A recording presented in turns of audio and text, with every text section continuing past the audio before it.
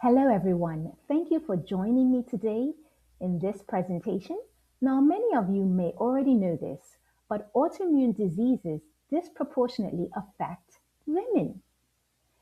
Women make up the majority of autoimmune disease cases. In this presentation, we're going to discover why 80% of autoimmune disease affects women. Stay tuned. About 80% of people diagnosed with autoimmune disease are women. This isn't random, and it's not because women are weak.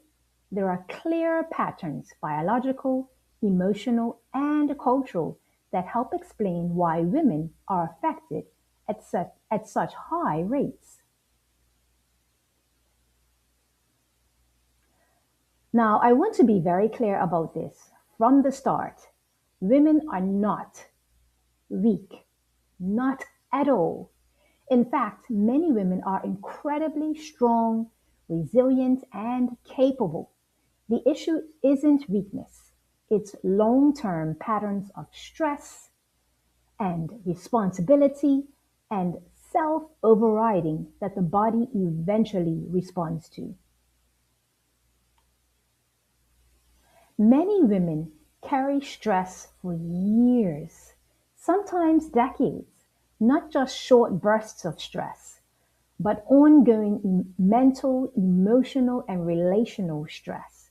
The immune system is deeply affected by chronic stress, especially when the body never feels safe enough to rest and recover. So, women end up carrying chronic stress longer. Normalized suffering is another issue. Women are taught to normalize suffering.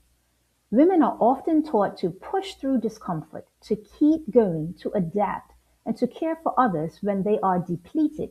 Over time, suffering becomes normal. The body, however, keeps the score.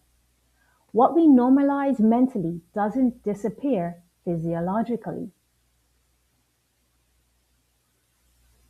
Overriding intuition. Women override intuition to meet others' needs. Many women learn to ignore their intuition. They override hunger, fatigue, pain, and emotional signals in order to meet expectations, maintain harmony, or avoid conflict. Autoimmune disease often shows up after years of not listening to the body's early warnings. Toxic environments. Women stay in toxic environments longer. This can be emotional, relational, professional, or even spiritual. Many women stay in environments that drains them because they feel responsible, loyal, or afraid to disrupt others. The immune system is not separate from the lived experience.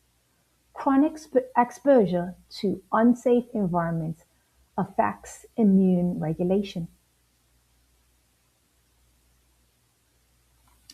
Intellectualizing instead of resting. Women intellectualize instead of resting. So instead of resting, many women try to think their way out of exhaustion. They research, they analyze, and problem solve while the body continues to burn out. Healing requires rest, regulation, and safety, not just understanding. Now, I have an important clarification. These are learned patterns, not personal failures. None of this is about blame. These patterns are learned socially, culturally, and often from a very young age. The body adapts in order to survive.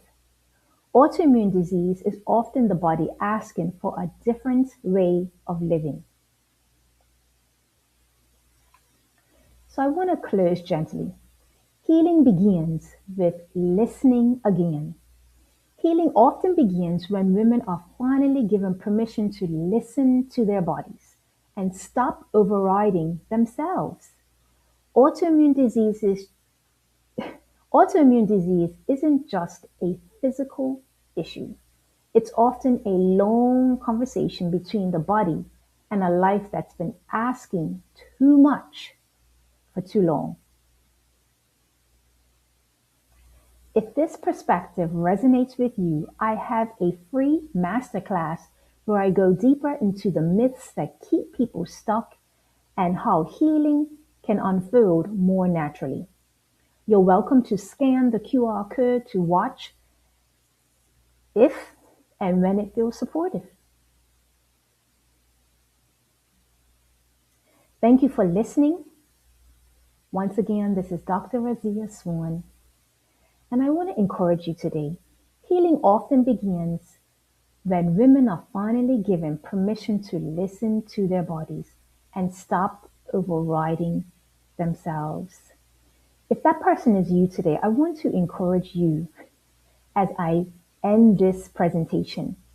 And I will go back once again to just let you see the free masterclass if you are interested in exploring more.